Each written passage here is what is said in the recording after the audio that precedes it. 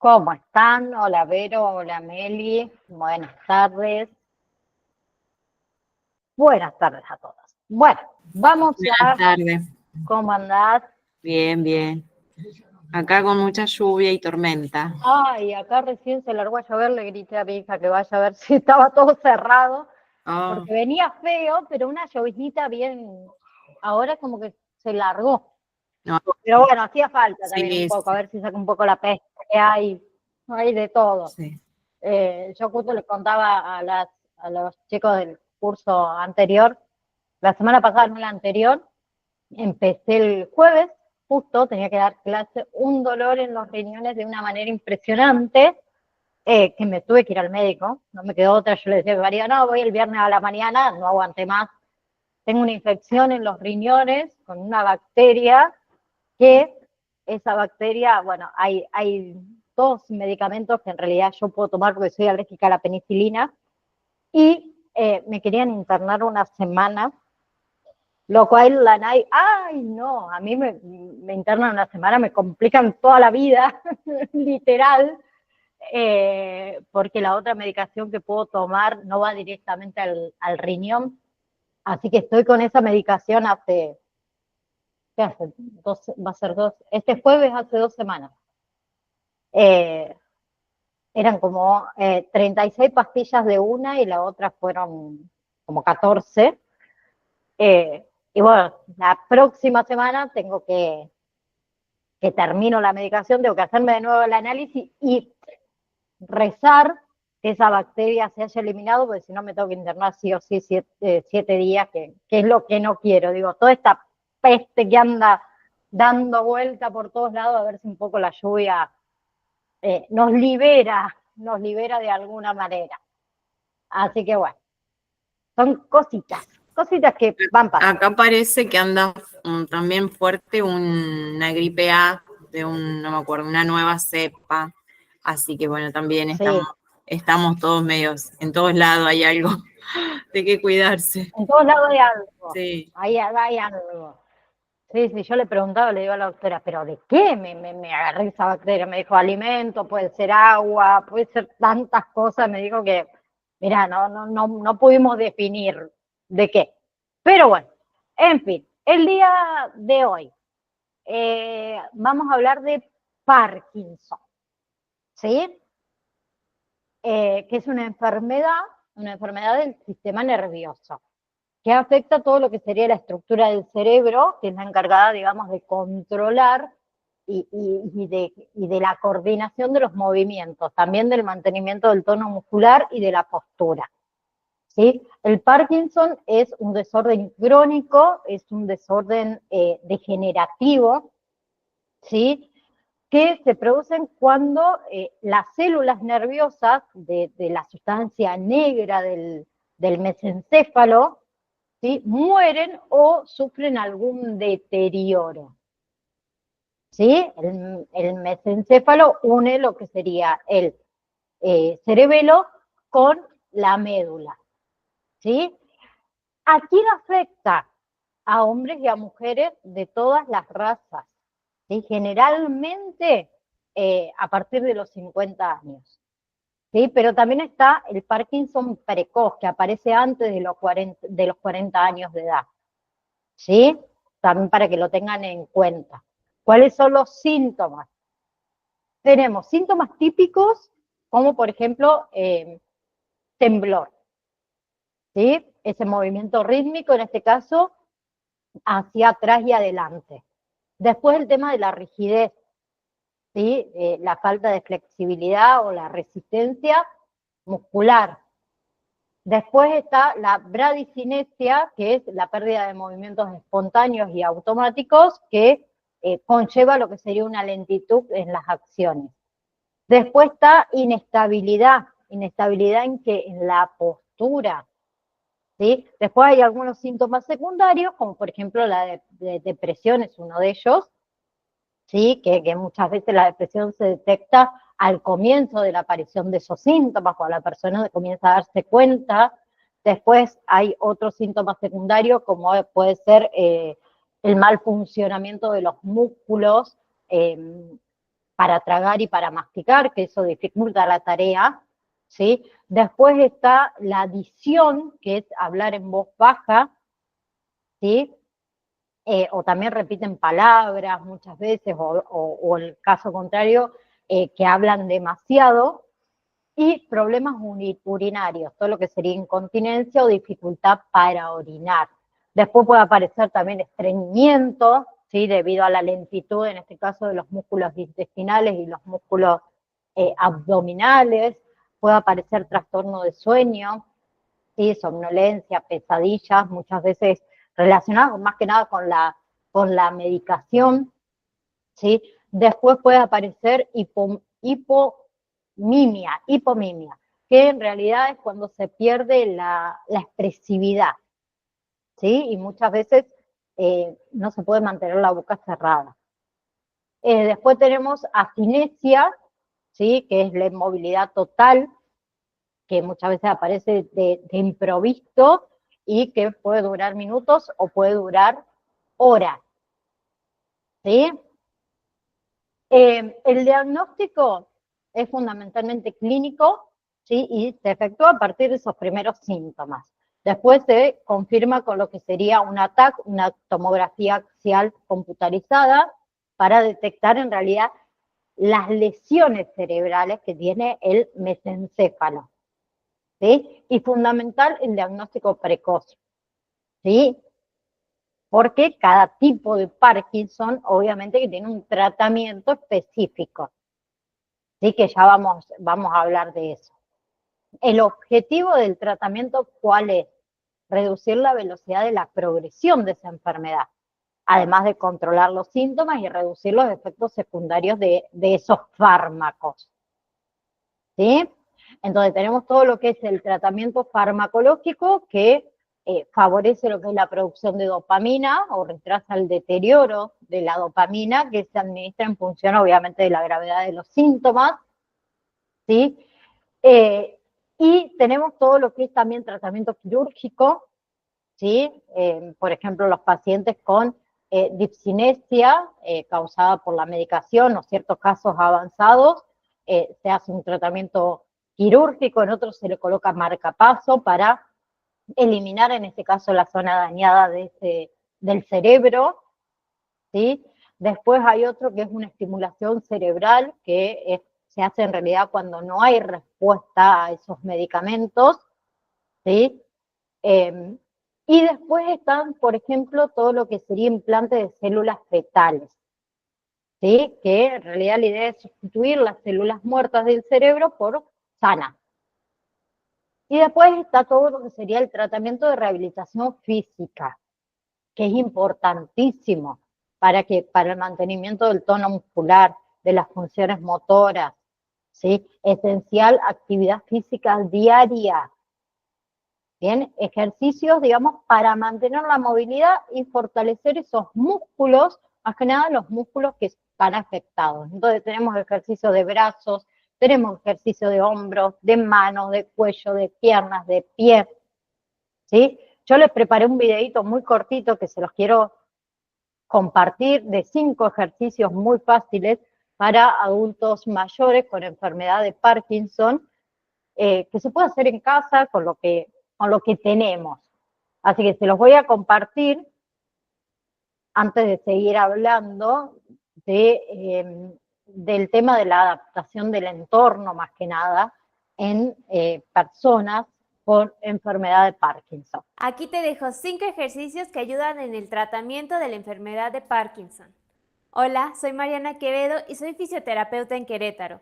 Te invito a que te suscribas a mi canal, que cada semana estaré subiendo un nuevo video con ejercicios para realizar un programa integral para el adulto mayor. La enfermedad de Parkinson es un trastorno del movimiento que es causado por un desbalance entre los mensajeros químicos del cerebro. Existen 4 características clave de la enfermedad de Parkinson. La primera es el temblor, aunque 1 de cada 4 no lo presenta. La segunda característica es la lentitud del movimiento, a la cual también se le conoce como bradicinesia. La tercera característica es la rigidez muscular, que esta también la podemos identificar con un signo que se llama rueda dentada. El signo de rueda dentada es cuando en vez de realizar un movimiento fluido, se realiza en pausas.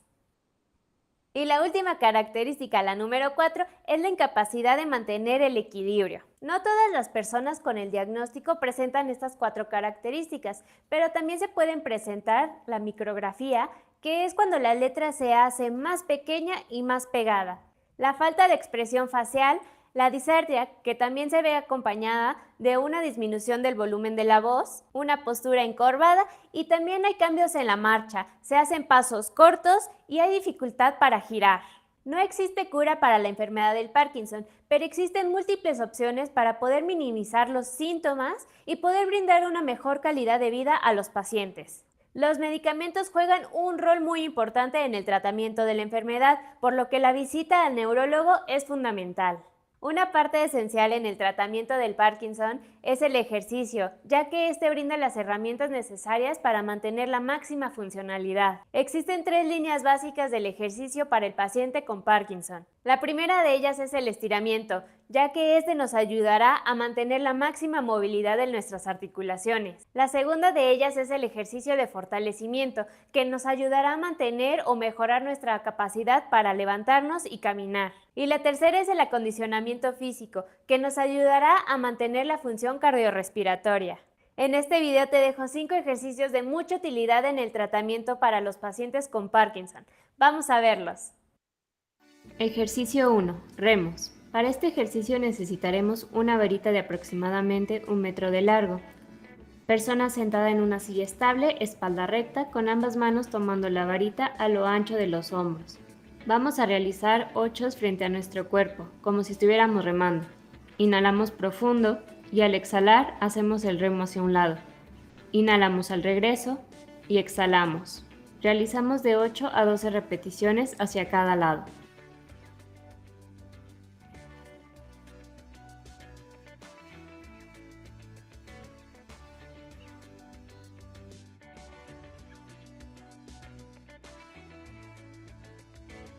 Ejercicio 2. Movimientos con antebrazos. Persona sentada en una silla estable, piernas a lo ancho de la cadera, colocamos manos sobre nuestras piernas con palmas hacia abajo. Volteamos palmas hacia arriba, de forma que éstas vean hacia el techo. Para este ejercicio no realizaremos una cantidad en específico de repeticiones, ya que vamos a variar la velocidad del movimiento. Podemos aumentar la dificultad alternando una palma arriba y la otra abajo.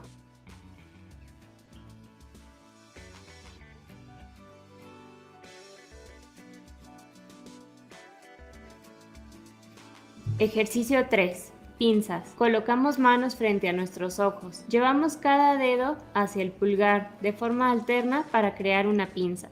De igual manera al ejercicio anterior vamos a variar la velocidad del movimiento para fomentar la coordinación.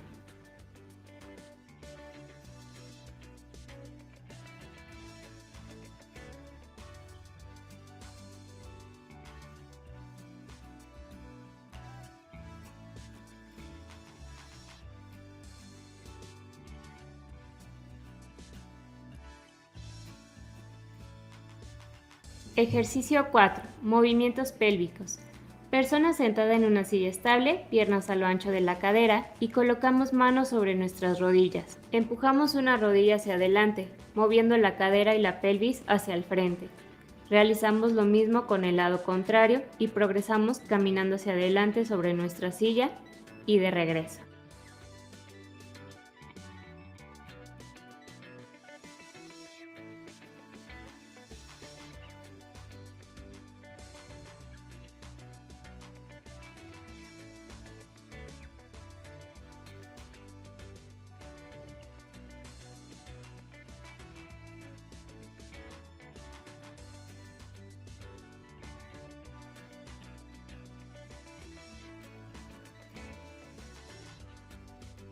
Ejercicio 5. Flexibilidad de columna.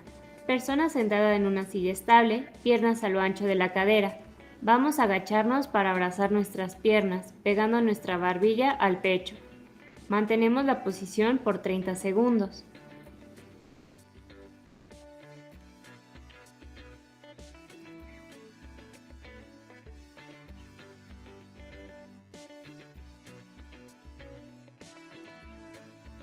Regresamos lento para evitar marearnos.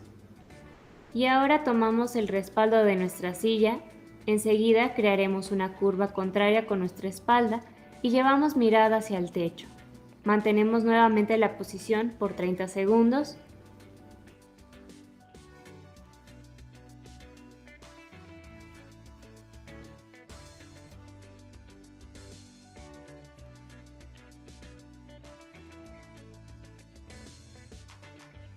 Y lentamente regresamos. Este ejercicio nos dará flexibilidad a nuestra columna vertebral. Muchas gracias por haber visto este video. Si te gustó, regálame un like y compártelo en tus redes. Bien, ese era el pequeño videíto que les quería compartir con ustedes. Ahí está. Ahora, el tema de la adaptación en el entorno. A ver, hay algunos consejos para hacer mucho más fácil, digamos, su autonomía, para hacer mucho más fácil su movilidad, que son básicamente los objetivos en realidad de la terapia ocupacional, en este caso de la enfermedad de Parkinson. Tenemos, por ejemplo, en el baño, que más o menos lo estuvimos hablando cuando hablamos de Alzheimer, el tema de la instalación de barras para que esa persona pueda agarrarse en la ducha, alrededor del inodoro, ¿sí? Colocar el tema de las alfombras deslizantes o antideslizantes, mejor dicho, ni hablemos en la entrada y la salida de la ducha, podemos colocar también el tema de una silla, ¿sí? La silla de ducha, como le decimos nosotros, que eso le va a dar la seguridad de que sea mucho más fácil para esa persona. Después el tema de todo lo que fuese mobiliario, no sé, shampoo, jabón, crema enjuague, la toalla, que esté colocada a una altura promedio para que la persona no tenga que estirarse ni agacharse por ahí a recogerla, ¿sí? En la habitación también el tema de la cama y el tema del mobiliario a la altura adecuada, ¿sí? La lámpara o la luz o la mesa de luz, que tengan una lámpara para que él a la noche pueda alcanzarla con total libertad. Hay que liberar el tema de obstáculos, que sea luminoso todo. En algunos casos también se necesita el tema de colchones antiescaras, ¿sí? Si la persona está escamada o esa persona pasa muchas horas en la cama, ¿sí? También el tema de sillas, sillones, también a altura adecuada para también facilitarle el tema del levantamiento, ¿sí? Si la persona camina y, por ejemplo, en la casa hay pasillos muy largos, también es recomendable el tema de las barras, ¿sí? Eso le facilita el tema de la marcha, le reduce el cansancio, la fatiga, reduce el riesgo de caída, ¿sí? Y otra cosa a tener en cuenta, a la hora de comprar una silla de rueda, o siempre digo lo mismo, a la hora de realizar o hacer cada uno nuestra casa, ¿sí? Tener en cuenta, en este caso la silla de rueda, que pase por esos pasillos y por las puertas, ¿sí? Yo siempre cuento que mi mamá ya va a ser 2 años, que se quebró tibia y peroné, y andaba en silla de ruedas, y siempre decía, ay, ¿por qué hice mi casa tan complicada? Porque ella para entrar a su casa tiene 3 escalones, tenés el living y después bajás 2 escalones, entonces ella en la silla de ruedas, cuando no había gente, no podía abrir la puerta del frente, decía, nunca puedo abrir, así que gritaba por la ventana a ver quién era el que estaba del otro lado. Mis hermanas todos tenían llave, pero ella no. Y después otra cosa, la silla de ruedas en la cocina o la puerta de la cocina no le pasaba. En las habitaciones sí, pero en la cocina no. Y siempre decía, maldito el día que hice esta casa, ¿por qué la hice tan complicada? Y sí, es verdad, hay que tener, por ejemplo, eso en cuenta. Yo, otra cosa que siempre digo, divina las casas de 2 pisos, con escalera, pero cuando somos viejitos, por favor hagan una habitación abajo, porque después nos cuesta subir las escaleras. ¿sí? También en este caso hay que tener en cuenta el tema del calzado, de la ropa, que sea cómoda, ¿sí? Calzado cerrado, que sujete el pie, eso evita el tema de las caídas, que se doble una pierna, por ejemplo, un pie, ¿no? Otra cosa, yo les había hablado antes que hay diferentes grados de afección del Parkinson, ¿sí? Son varios estadios. Tenemos el estadio 1, el estadio 0, perdón, que es cuando hay ausencia de signos patológicos. Después está el estadio 1, que son cuando los síntomas afectan solo un lado del cuerpo, o sea que es unilateral, ¿sí? Después está el estadio 1,5, que es cuando hay una alteración unilateral y también axial. Está el estadio 2, cuando hay una afección en ambos lados del cuerpo, ¿sí? Sin ningún tipo de trastorno del equilibrio. Después está el estadio 2,5, que es una alteración bilateral, ¿sí? El estadio 3, cuando hay alteración bilateral leve o moderada, y hay cierta inestabilidad, en este caso postural, ¿sí? Donde todavía el paciente es físicamente independiente, podemos decir. Después está el estadio 4, donde hay una incapacidad grave, donde acá el paciente es capaz de caminar o permanecer de pie sin ayuda, pero por ahí necesita ayuda o necesita supervisión en otras actividades diarias. Y por último está el estadio 5, que es cuando ya el paciente necesita ayuda para todo, ¿sí? Donde el paciente, digamos, permanece o en cama o permanece sentado, bien, que ese sería el estadio, digamos, más avanzado de la enfermedad, ¿sí? Y yo también les hablé antes de la terapia ocupacional, que es esta disciplina que en ocasiones también se confunde muchas veces con la fisioterapia, ¿sí? Que tiene como objetivo que las personas que sufren algún tipo de limitación física o psíquica puedan tener una vida independiente, ¿sí? Que el enfermo sea capaz de valerse por sí mismo, de ser productivo, de disfrutar del ocio. ¿Cuáles son los objetivos en realidad que tiene, en este caso, la terapia ocupacional? Primero, mejorar en Parkinson la amplitud de movimientos, ¿sí? Prevenir esto de las limitaciones articulares. Después, mejorar o mantener la coordinación motriz, el entrenamiento a las actividades básicas diarias, el asesorar también a la hora de uno tener que adaptar el hogar de ese paciente, ¿sí? El asesorar, orientar y entrenar también sobre ciertas ayudas técnicas o ciertos productos de apoyo, ¿sí? Y a partir de todo ese resultado de esa evaluación, ahí se implementa un plan terapéutico que va a estar basado más que nada en los objetivos fijados a partir de esa evaluación, ¿sí? Cada tratamiento es individualizado, porque cada persona va a tener afecciones diferentes, aunque tengan la misma enfermedad, ¿sí? Puede estar en un estadio diferente o directamente puede tener afectadas otras áreas, ¿sí? Entonces, ¿en qué consiste ese plan terapéutico? En trabajar todos esos componentes, tanto cognitivos como psicomotores, ¿sí? Y hacer un entrenamiento en las áreas de ejecución que están afectadas, ¿sí? Entonces, es importantísimo que la persona con Parkinson acuda a rehabilitación. Eso lo puede hacer en un centro de día, en un hospital de día, todo para poder llevar a cabo ese programa, para poder mejorar, para poder prevenir que vaya a haber más afecciones, ¿sí? Después tiene la posibilidad de solicitar o de contratar el servicio domiciliario, digamos, de terapia ocupacional, ¿sí? Para un tratamiento por ahí un poco más individualizado, más rápido, más intenso, más eficaz, que obviamente eso tiene obviamente que otro costo, ¿sí? Pero la terapia ocupacional es el uso entonces terapéutico de las actividades de cuidado, de trabajo, de juego, para incrementar esa independencia funcional, ¿sí? Para aumentar el desarrollo y prevenir la incapacidad. ¿sí?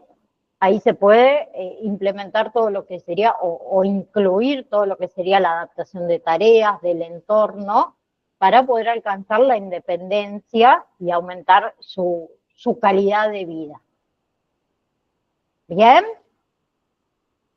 ¿Vamos hasta ahí? Sí, profe. Bien. Entonces, actividades terapéuticas, actividades de la vida diaria, que se abrevia ABD, ¿sí? Autocuidado, alimentación, higiene, vestido, movilidad, ¿sí? Por ejemplo, a ver, pasar de la cama a la silla de rueda, habilidades sociales también, relacionarse con, o las relaciones, mejor dicho, paciente-familia, paciente-terapeuta, todo eso se toca en lo que es terapia ocupacional. El juego, como le dije antes, el juego con el fin de que del esparcimiento, ¿sí? Tanto mental como físico, el alivio del estrés, utilizando cada vez menos medicamentos. Entonces ahí tenemos musicoterapia, relajación, gimnasia, juegos de salón, televisión, siempre lo que al paciente obviamente le sea de su interés. Y luego tenemos trabajo, que ahí se incluye todo lo que son las tareas domésticas, ¿sí? Hacer las camas, limpiar la tierra, tender las camas, ya lo dije, lavar los platos, regar las plantas, ¿sí? Y después hay talleres protegidos muchas veces, ¿sí? Donde uno hace productos, digamos, en serie. ¿Sí? Vamos a hacer una maceta. Bueno, hoy vamos a buscar los materiales, la próxima clase comenzamos a armarla, etcétera, etcétera. Bueno, que lleva tiempo, ¿sí? Entonces, objetivo, mantener independencia, estimular velocidad, coordinación, adaptar objetos de uso cotidiano, mantener las capacidades que aún ese individuo conserva y mantener todo lo que es las habilidades cognitivas y el asesoramiento de ciertas, ¿cómo decir?, ayudas técnicas. ¿Sí? ¿Bien? Bien. Sí. Ahora, el tema de acompañamiento en el proceso de duelo. ¿Sí? Bueno, etapa terminal también. Vamos a hablar del concepto de duelo, ¿sí? Vamos a aprender las etapas, las tareas también que la persona debe, digamos, elaborar en cada una de ellas. Vamos a ver también lo que son síntomas físicos, ¿sí? Los más típicos que uno pasa en un periodo de duelo, ¿sí? Después vamos a hablar de los diferentes tipos de duelo normal, bloqueado, complicado, patológico, ¿sí? Para después poder, ver cuáles son las características del acompañante terapéutico o las características que debe tener el acompañante terapéutico durante ese periodo, ¿sí? Entonces, acompañamiento en etapa terminal, ¿sí? Ahí nos enfrentamos con lo que por ahí uno más le teme, que es el tema de la muerte, ¿sí? La muerte es un efecto que resulta de la extinción de todo lo que es el proceso homeostático de un ser vivo, que con eso nos lleva al fin de la vida, ¿sí? Sabemos que la muerte puede producirse por diferentes causas naturales, por vejez, por enfermedad, por suicidio, por homicidio, por accidente, ¿sí? ¿Y qué es el duelo? El duelo es una respuesta emocional humana, única, universal, dolorosa, que se produce ante la pérdida de una cosa, de una mascota, de una persona o de valor, ¿sí? Con el que uno previamente había establecido un vínculo afectivo, ¿sí? Entonces, el proceso en realidad de duelo es el proceso de adaptación que conlleva cualquier pérdida, digamos, significativa. El duelo no es una enfermedad, ¿sí? como le dije antes, es un proceso. ¿Por qué? Porque el duelo está en movimiento, evoluciona, cambia. ¿Sí? También le dije que era normal, porque ninguna persona estamos exenta de vivir un duelo ante una pérdida. Es dinámico también. ¿Por qué? Porque suele ser un proceso, ¿sí?, que lo convierte en algo cambiante, no es estático. Es íntimo. ¿Por qué? Porque es subjetivo. Cómo cada uno de nosotros vivimos el duelo va a depender de nuestra personalidad, de nuestras experiencias previas, del vínculo que teníamos con ese objeto, esa persona, esa mascota, etc. ¿Sí? Es activo. ¿Por qué es activo? Porque se requiere del esfuerzo de la persona doliente para recuperarse. ¿Sí? Después depende también del conocimiento social. ¿Por qué? Porque tiene un efecto sobre lo social. Y, ahora que nombré social, también, por ejemplo, la pérdida de un ser querido va acompañado de ¿qué? De rituales sociales, como es el funeral. Entonces también es social. ¿Sí? Entonces, si hablamos del proceso de duelo, es un periodo de adaptación a esa pérdida. ¿Sí? Es un proceso psicológico con componentes tanto sociales como fisiológicos. Y todo lo que sería la intensidad y la duración de este proceso será proporcional a la dimensión y al significado de esa pérdida. ¿Sí? Por ejemplo, a Vero y a mí, que somos parientes, vamos a suponer, vivimos la misma pérdida. ¿Sí? Pero esa pérdida vivimos ambas, cada uno lo toma de diferente manera. Quizás porque, a ver, la persona que falleció, Dios quiera que no, lo pongo a modo de ejemplo, era mi papá y era el tío de Verónica. Entonces, mi duelo quizás va a ser muy diferente del duelo que puede pasar Verónica, ¿sí? Al mismo objeto, a la misma persona. ¿Ok? Lo mismo pasa con una mascota. ¿Sí? Entonces, la intensidad, la duración de ese proceso va a ser directamente proporcional a la dimensión y al significado de esa pérdida, que cada uno de nosotros va a ser diferente. ¿Sí? ¿Bien? Sí. Yo siempre cuento algo que por ahí tuvimos, no un conflicto, pero algo que nos pasó en la familia, que cuando fallece mi abuela el año pasado, mi abuela tenía 98 años, siempre lo digo, 98 años, y yo el proceso de duelo de mi abuela lo hice mucho tiempo antes, mucho. Mi prima, una de mis primas, me reclamó de que yo no lloré en el velorio de mi abuela.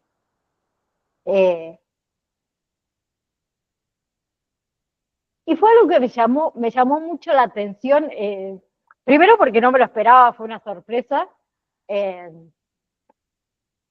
después de haberme ocupado tanto de mi abuela, y ella que vivía a 30 kilómetros durante todo este año que mi abuela estuvo mal, no fue ni siquiera capaz de ir a visitarla, pero bueno, más allá de eso, son diferentes maneras de vivir el duelo. Ella todavía el duelo lo sigue viviendo, lo sigue viviendo hasta el día de hoy, y yo mi duelo ya lo pasé. ¿Sí? Ya acepté esa pérdida, y lo acepté creo que antes de que mi abuela fallezca, de que era inevitable, que iba a pasar en algún momento, más allá de su edad, ¿sí? Entonces eso también depende cómo cada uno lo viva, y muchos hacemos, como les dije recién, el duelo lo hacemos mucho antes, o comenzamos, mejor dicho, con ese duelo mucho antes, como cuando a alguien le detectan una enfermedad terminal, uno comienza ahí el proceso de duelo. No lo comienza cuando esa persona ya no está más. Ya lo comenzó desde el diagnóstico. ¿Sí? Es algo que va a ser inevitable. Pero bueno, cada uno lo vive de diferentes maneras. Meli, habías levantado la mano, ¿querías decir algo? No, sí, profe, quería decir eso, que por ahí el duelo lo hacemos, sí, depende de la circunstancia, de cómo lo vivimos, si tan cerca, por ejemplo, como dice usted, por ahí lo empezamos a hacer el duelo ya estando en la enfermedad, no hace falta que la persona fallezca para que empecemos a hacer el duelo, por ahí los que estamos de más cerca acompañando el duelo lo empezamos a hacer antes. Así es. Otra cosa, por ejemplo, muy diferente, lo que me pasó con mi abuelo por parte materna, que estaba de vacaciones, mi mamá me llama de que mi abuelo se había descompensado, que le faltaba el aire, lo llevan a la clínica, me dice, bueno, no vengas, nada, y no pasa nada, porque ya varias veces lo habían internado por exactamente lo mismo, por eso estaba haciendo ejercicio, iba a natación, bueno, adelgazar y qué sé yo. Dice, es una internación más. Yo siempre me quedo con ese reclamo de que no fui, cuando podría haberme ido, porque unas vacaciones las puedo haber tenido en cualquier momento, pero no fui. Y cuando estábamos volviendo de vacaciones, me llamó a ver que mi abuelo estaba muy mal.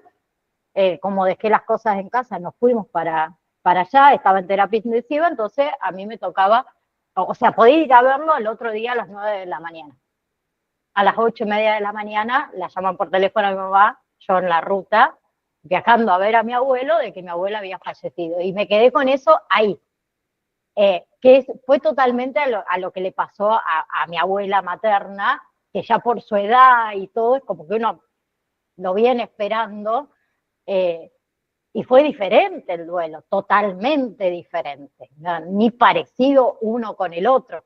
El duelo, por ejemplo, de mi abuelo, yo creo que hasta el día de hoy todavía no lo terminé, y el de mi abuela fue rápido, ¿sí? Pero en el de mi abuelo, como les dije, es como que yo me quedé con esa sensación de culpa, de no haber estado en ese momento, o no haberlo visto con vida esos últimos días. Entonces, cada uno, como le digo, lo toma de diferentes maneras. Por eso hay diferentes tareas del duelo. La primera tarea del duelo es el tema de aceptar la pérdida, ¿sí? Donde al principio, ¿qué hay? Mayormente hay una negación, ¿sí? ¿Bien? Profe, Sí, yo también pero... quería comentar que también, por ejemplo, he conocido casos así de gente mayor, que cuando una persona, uno de las parejas fallece, al tiempito, es muy probable que por ahí lleve 2, 3, 4 meses, fallece la otra parte, digamos, de la pareja. Así que también eso es notorio por ahí cuando son tan unidos y por ahí para mí es el duelo que no se termina digamos, de superar, y bueno, y se lleva a la otra persona, porque a veces el dolor también, o la angustia, la soledad, recorrer la casa y encontrarse sin esa otra parte, la verdad que tenés que estar preparado bien, desde la fortaleza, y hay gente, y los mayores por ahí, los abuelos, se van, porque conozco casos así que le ha pasado, digamos, que en poquito tiempo la pareja se va. Sí, el duelo, el estrés, todo eso nos genera en nuestro cuerpo una debilidad, por decirlo de alguna manera, y también estamos más exentos a pescarnos cualquier enfermedad, cualquier virus, cualquier bacteria, porque nuestro sistema inmunológico está debilitado por eso justamente, sí, y pasa muchísimo, ver, pasa mucho. En el caso, por ejemplo, de los suegros de mi hermana, fallece el suegro y a los 4 meses fallece la mujer.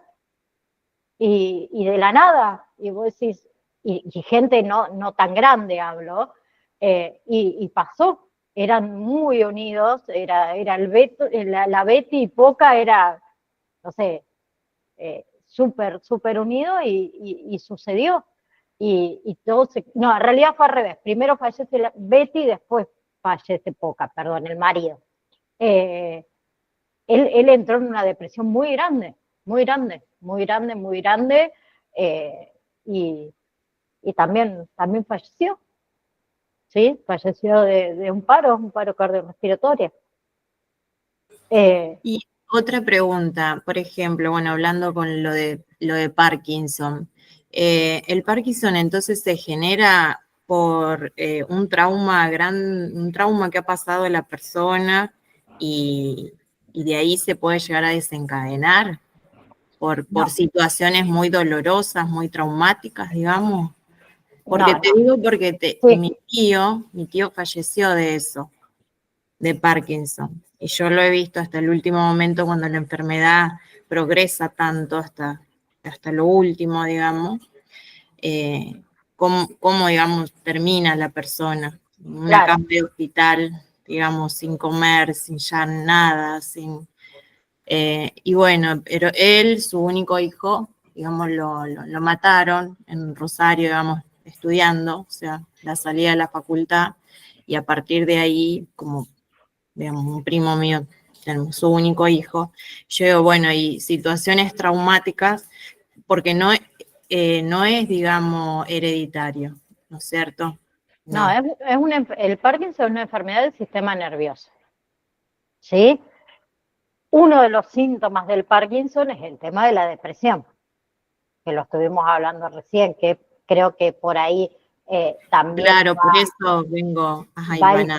claro, va el tema que vos decís, más la pérdida de su hijo, ese duelo no sanado, que lo debe haber, eh, como digo yo, es un combo, pero vamos a decirlo así, es un combo que se van sumando cada vez más cositas, más cositas, más cositas, más cositas, y termina de la peor manera. Pero la depresión, ¿sí? Es terrible en lo que son las enfermedades, más cuando hay enfermedades en etapa terminal, ¿sí? Entonces, sí, puede haber sido, digamos, un granito más de arena a la enfermedad que él ya tenía, ¿sí? Que ya tenía de base, ¿sí? En lo que es el tema del duelo, yo recién les decía el tema de las tareas del duelo. La primera es la aceptación de la pérdida, que mayormente hay negación. Si uno niega eso que pasó. La segunda tarea es la elaboración del dolor de la pérdida, ¿sí? Vivir el dolor, poder vivir ese dolor, ¿sí? Bien, en ese momento cuando la persona, el individuo está en esta tarea de elaborar el dolor de la pérdida, algo que por ahí uno dice y sin darse cuenta, obviamente, es, bueno, ponete bien, que él te quería ver bien, tenés que reponerte. No, hay que vivir ese dolor, no hay que reprimir ese dolor. ¿Sí? La tercera tarea es adaptarse al mundo, en este caso, sin el fallecido. ¿Sí? Que es difícil muchas veces. Muchas veces hay que afrontar nuevos roles. ¿Sí? Nuestra propia personalidad muchas veces también cambia. Uno busca sentido a esa pérdida. Y la cuarta tarea es hallar una conexión perdurable con el fallecido. ¿Sí? No olvidar a ese ser querido, pero poder continuar con su vida. ¿Sí? Bien, yo algo que siempre lo cuento también, que me pasó con mi abuelo, al principio, viste, uno cuando hablaba del Quique, yo no podía evitar que mis ojos se llenaran de lágrimas, ¿sí? Hoy en día, que mi hija lo adoraba a mi abuelo, lo recordamos, pero con todas las macanas que se mandó a vida y por haber. Es una forma de recordarlo como en el cumpleaños 80 de mi abuela por parte de mi papá, que mi abuelo fue al cumpleaños y tenía dientes postizos, así habíamos hecho un evento muy grande, porque mi abuela decía es mi último cumpleaños, vivió hasta los 98, y se le cayeron los dientes postizos en el inodoro y tiró la cadena y atascó toda la cañería, y nos reímos de eso, por ejemplo, cosas que hacía mi abuelo y lo recordamos de una manera alegre, ¿sí? hallamos ese tipo de conexión. Cada uno tiene diferentes tipos de conexiones con sus seres queridos. ¿Sí? Hay que encontrar esa conexión. ¿Sí?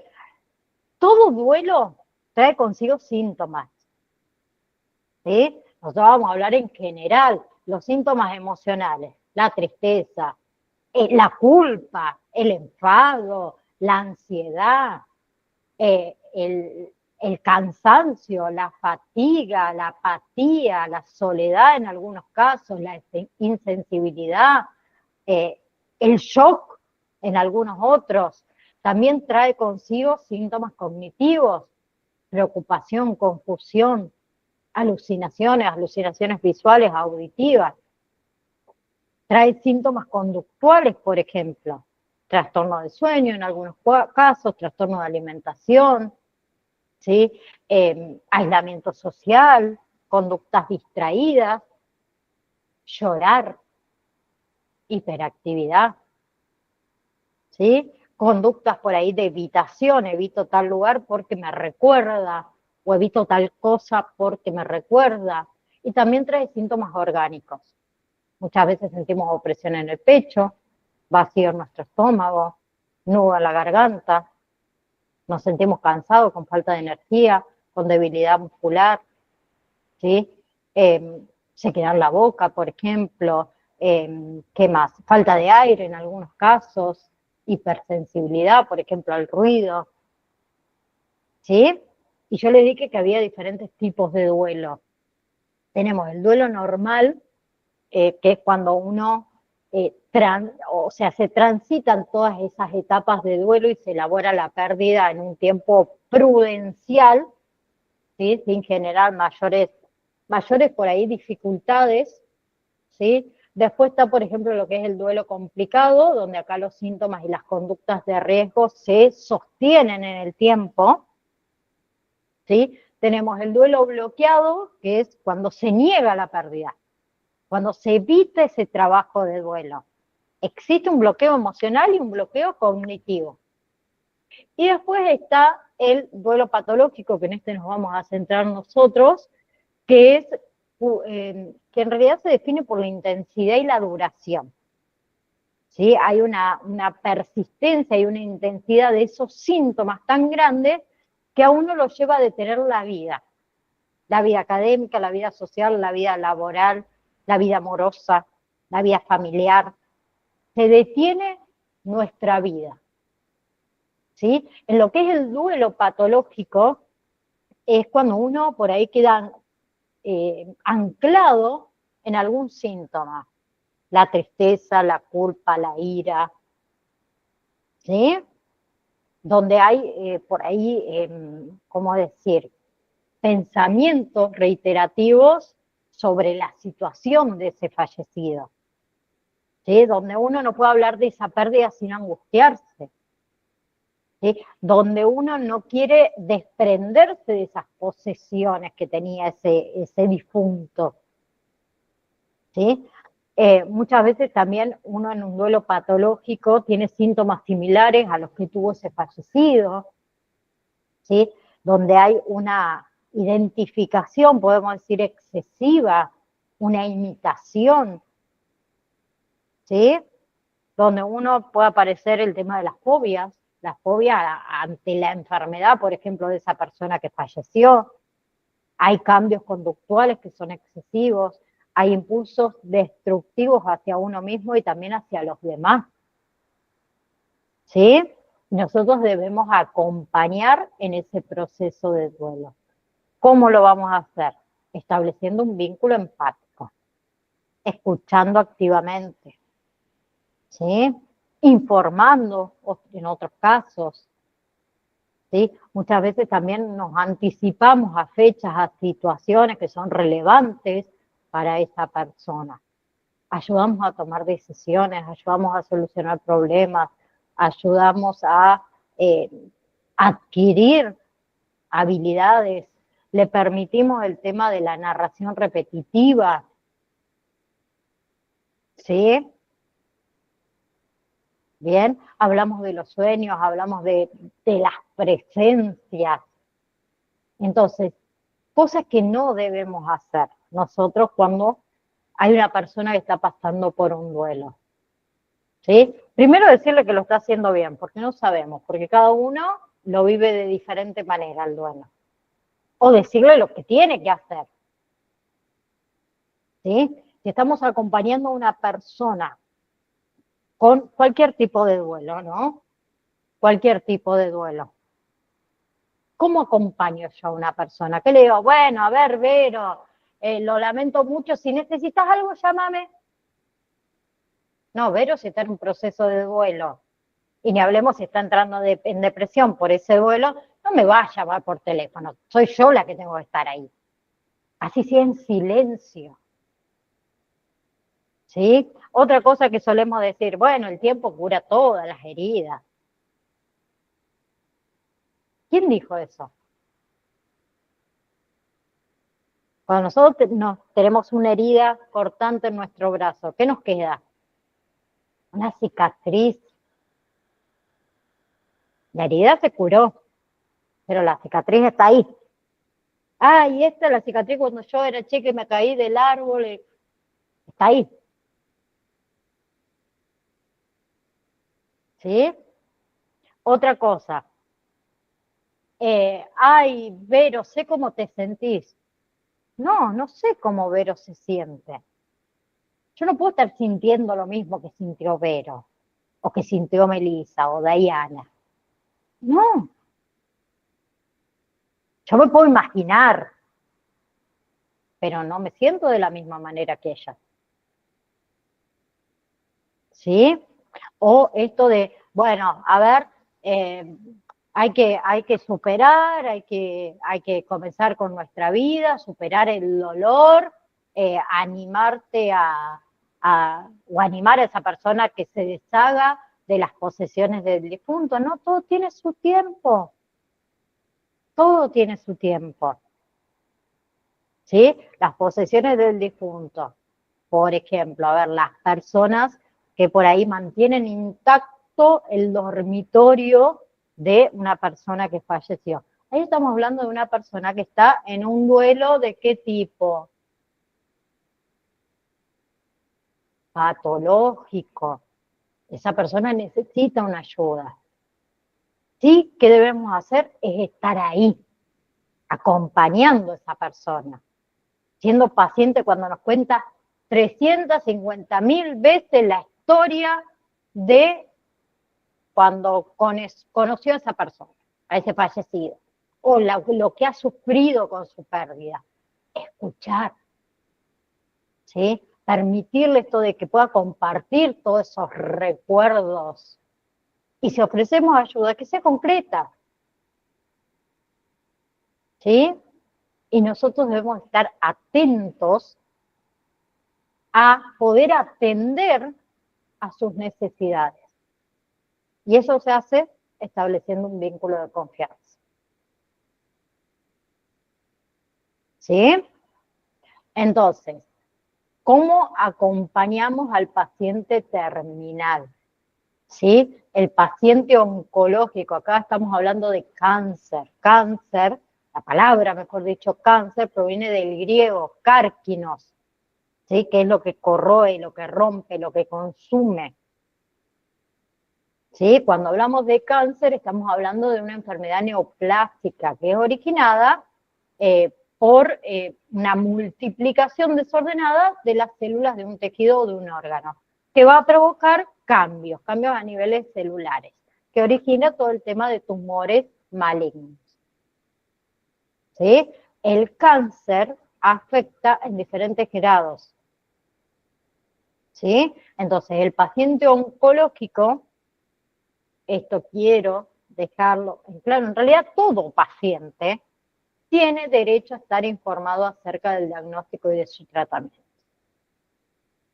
¿Sí?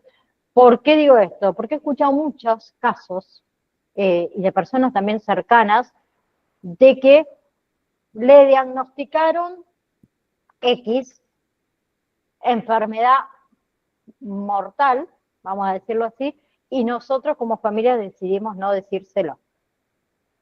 Está mal, está en todo su derecho saberlo.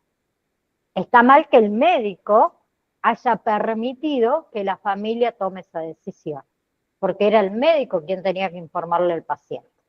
Pero lo he escuchado un montón de veces. ¿Sí? Con los pacientes oncológicos también puede aparecer síntomas de depresión. ¿Sí? Suceden cambios psicológicos, la pérdida de la autoestima, de la independencia en otros casos, de los roles que ya han adquirido en su vida. Y afecta todo lo que es el estado anímico de esa persona. ¿Sí? Y con los recursos que esa persona o ese paciente oncológico cuente, hará que pueda enfrentar o no esos cambios. ¿Sí? En los pacientes... Dai, sí, ¿te puedo contar algo? sí, sí. Vos sabés que yo conozco un chico de 40 y tantos años que tiene síndrome de Down, vive con su familia. Y a él hace 2 años le detectaron cáncer ¿cómo es? En el duodeno, o sea, en los intestinos. Le tuvieron que hacer, digamos, el colon contra natura, un montón de cosas. Y supuestamente a él nunca le contaron nada de lo que él tenía. Sí lo llevaban a tratamientos, a, digamos, algunas terapias. Y bueno, y hablando el otro día con el hermano, que el hermano es mi cuñado, el sobrino, perdón, como es, me contó que él está re bien, se recuperó un montón, y dice, quizás, dice, lo ayudó mucho esto de no saber qué era lo que él tenía, porque como nunca se puso a pensar que quizás estaba al borde de una enfermedad que podría acabar con su vida, a él lo ayudó, digamos, esto anímicamente a superar todo. O sea, fueron muy cuidadosos en ese sentido de contarles. La verdad que no sé bien cuál habrá sido el motivo, lo más profundo, digamos, por qué evitaron contarle cuál era su problema, pero bueno, es lo que comentó, que supuestamente él al no saber bien qué es lo que tenía, eso, digamos, no saber, eso le permitió, digamos, ayudarlo a soportar la enfermedad y a pasarla, y hoy está en recuperación y está re bien, digamos, como que ya Sí. pasó todo eso. A ver, yo te dije, ¿es un derecho? Sí. En este caso es un caso muy específico, donde hablamos de una persona con cierta discapacidad que me imagino, ¿no? Que se debe haber charlado con todo el equipo tratante, también con los psicólogos, que me imagino que debe tener, y por eso se habrá decidido de esa manera. Pero cuando uno tiene una enfermedad, en realidad es un derecho, ¿sí? Como dije antes, yo he escuchado mucho de que, bueno, no sé, a ver, vamos a suponer, mi tía falleció de cáncer y nunca supo que tenía cáncer porque nosotros no permitimos que lo sepa.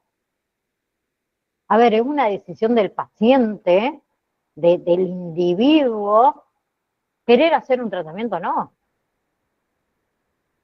¿sí? Querer pelear o no. Entonces, ¿quién soy para decidir por el otro? Claro, exacto, ¿Entiende son a los lo que voy? derechos, sí, sí, por supuesto, los derechos que tenemos las personas, digamos, Las es un personas. derecho. Es un derecho y es algo que los médicos no pueden permitir. Por eso por ahí cuando lo escucho yo digo, ¿y el médico? ¿Y el equipo tratante no hizo nada? ¿Sí? Pero yo lo hablo desde mis valores y desde mi ética, obviamente. Cada uno de nosotros lo podemos ver de diferentes maneras, pero es un derecho. Sí, hay una ley, en realidad. Pero bueno, a veces son situaciones que suceden, hay veces que son situaciones que, como contaste vos recién, Vero, estamos hablando de una persona con X discapacidad, dificultad, donde por ahí se tomó la decisión, que tampoco me parece que en ese caso estaría tan mal, por ahí no dar tanto detalle, pero a ver, yo lo veo desde el lado si me pasaría a mí, ¿sí? Una persona que aparentemente está todo bien, y no me lo cuentan. No, yo siempre digo, yo salgo de la tumba y mato a alguno, porque a mí me encantaría saberlo, porque creo que es un derecho mío decidir qué hacer. Sí, obvio, yo también ¿Sí? haría lo mismo.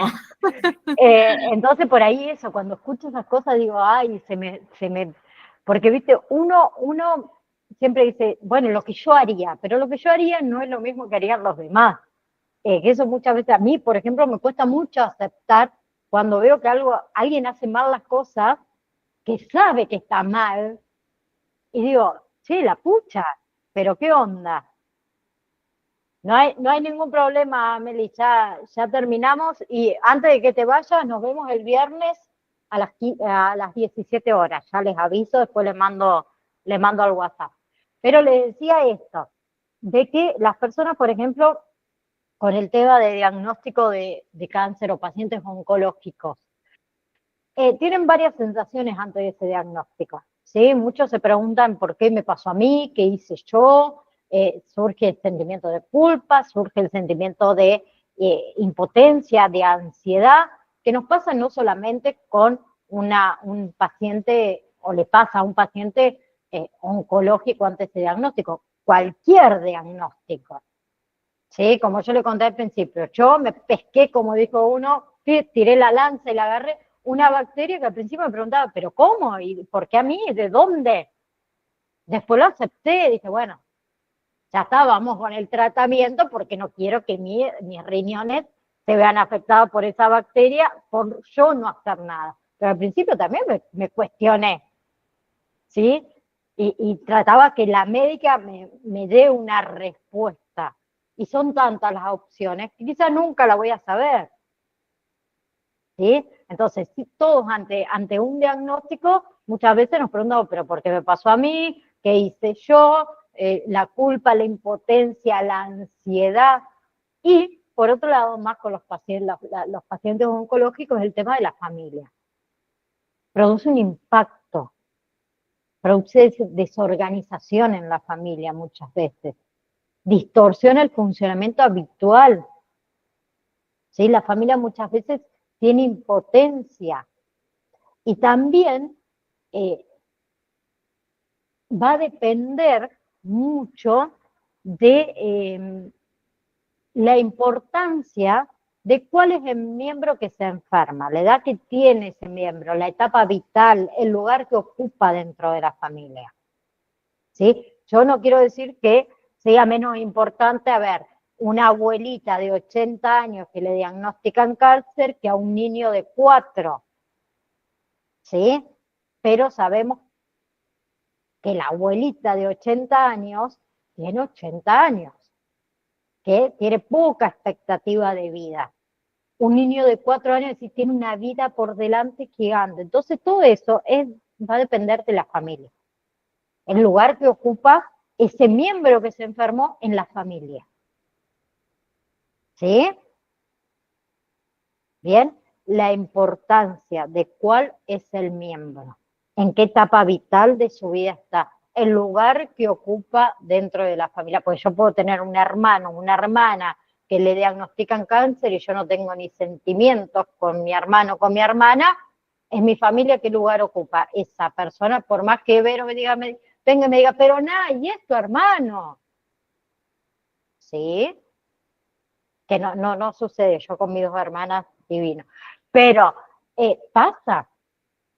Entonces, también el impacto en la familia va a depender de eso. ¿Sí?